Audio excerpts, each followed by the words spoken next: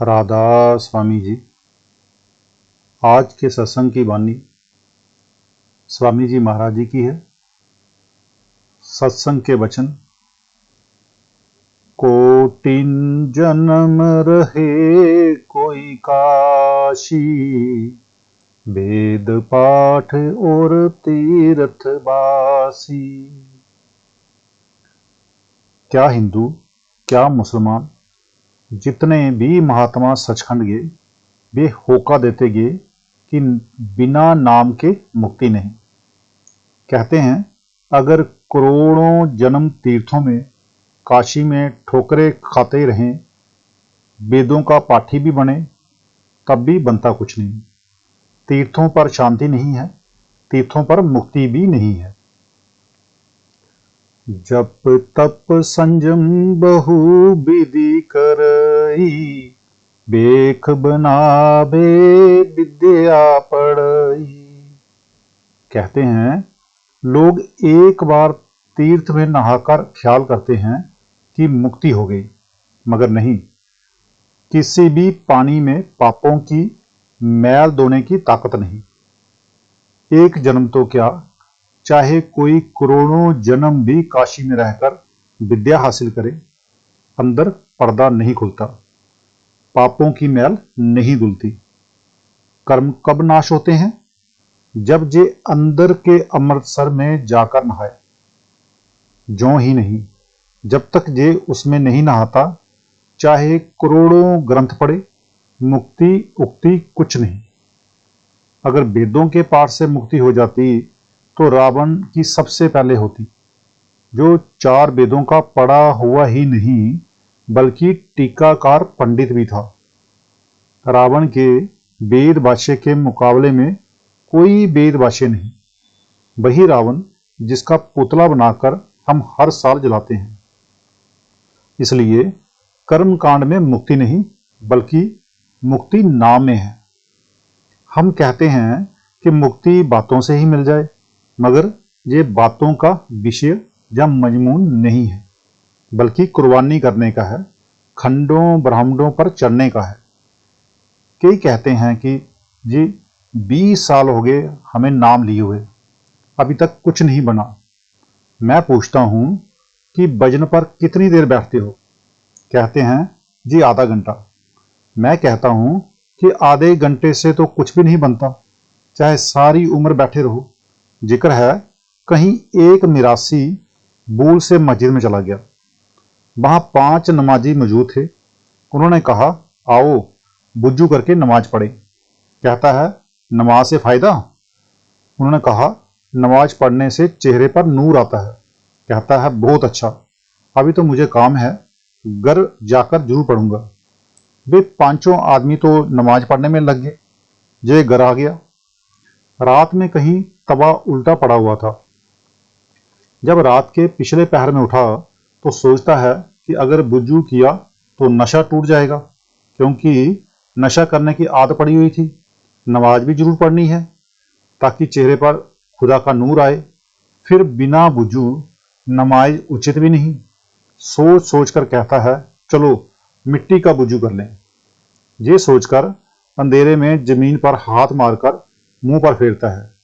नीचे तवा पड़ा हुआ था, हाथ तवे पर लगा, प्रेम से बुज्जू करके नमाज पढ़ी।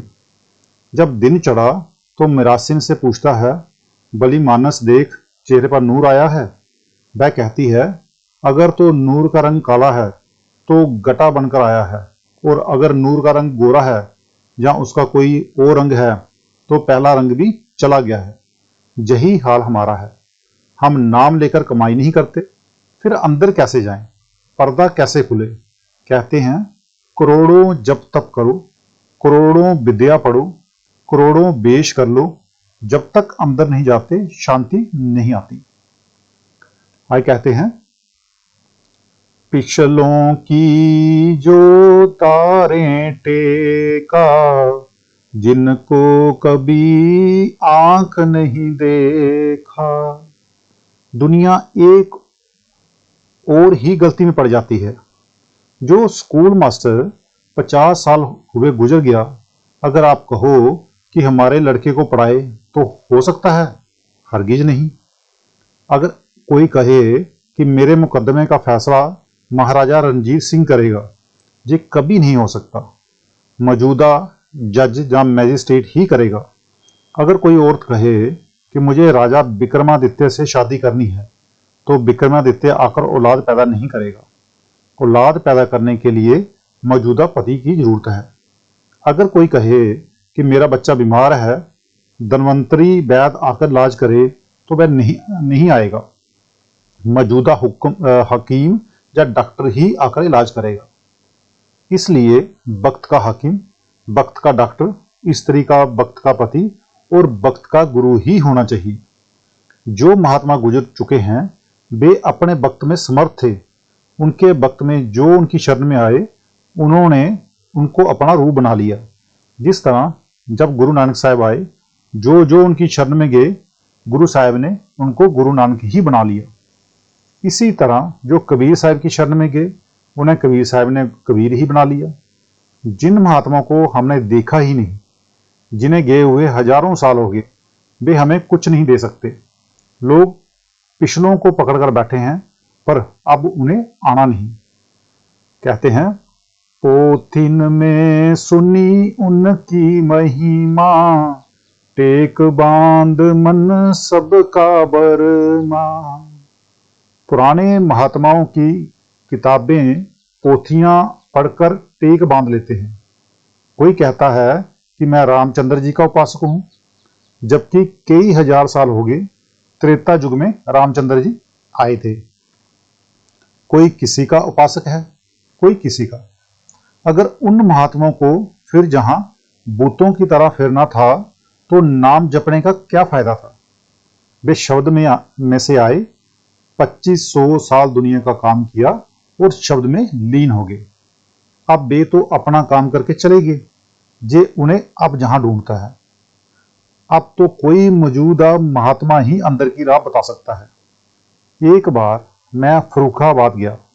एक बूढ़ा गंगा के किनारे आवाजें लगा रहा था, गंगा मैया, गंगा मैया। मैंने पूछा, बाबा तुम्हें आवाजें लगाते कितने वक्त हो गया है? कहता है 40 साल हो गए। मैंने कहा कभी बोली है? कहता है कभी बोली तो नहीं, 40 साल हो गए गंगा नहीं बोली। अब इनको जो कोई समझावे, टेक छोड़ते जिब सा जावे।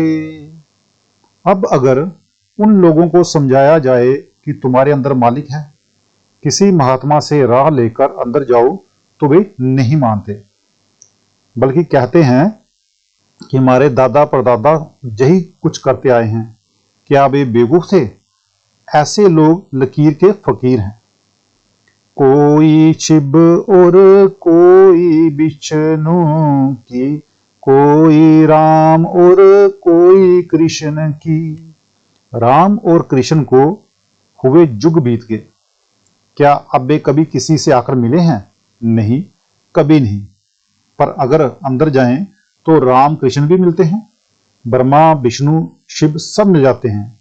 ये बाहर मंदिरों में ब्रह्मा विष्णु शिव को ढूंढते हैं। कोई देवी, कोई गंगा जमुना, कोई मूर्त, कोई चारों धामा। कोई देवी देवताओं को पूजा करता है, कोई गंगा जमुना में जाकर स्नान करता है, कोई मूर्ति पूजा करता है और कोई चारों धाम जाता है। इसी तरह नहाते और कई कर्म कांड करते हुए उम्र होगी, मगर रहे खाली के खाली। ना तो रूह खंडों ब्रह्मांडों पर चढ़ी, ना मनुष्य जन्म का फायदा उठाया।